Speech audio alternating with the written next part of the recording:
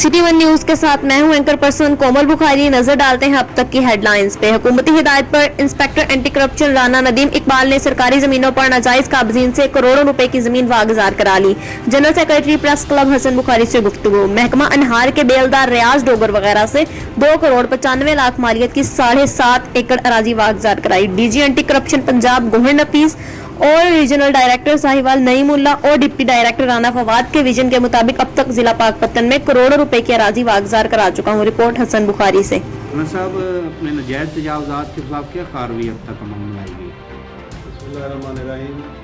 हमने district Pakpattan anti corruption अमला जो है उन्होंने जनाब गौहर नफीस हमारे डीजी पंजाब और हमारे रीजनल डायरेक्टर नईमुल्ला भट्टी साहब की हिदायत के मुताबिक और डिप्टी डायरेक्टर राना फवाद साहब की हिदायत के मुताबिक हमने रवा माह में बेहतरीन कार्रवाई करते हुए इरीगेशन की तकरीबन 7 एकड़ अराजी जो है वो वागुजार कराई है, जिसकी मालियत 2 करोड़ 95 लाख है।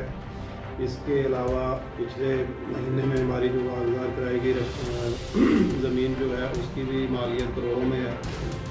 अलावा भी महकमा एजुकेशन में एक गुलाम मुर्तज़ा शाह नामी जूनियर क्लर्क था, उसकी जो एम्बेजलमेंट थी उसने मैटरनिटी लीव और कन्वाइंस अलाउंस की मद में जो है लाखों रुपए की खुर्द की थी। उस पर हमने मुकदमा नंबर 4 जो है वो दर्ज किया है फौजरी का, और वो भी हम फर्दर प्रोसीडिंग कर रहे हैं। इसके अलावा दीगर जो भी नजायज़ काबलीन हैं उनके खिलाफ कार्रवाई जारी है।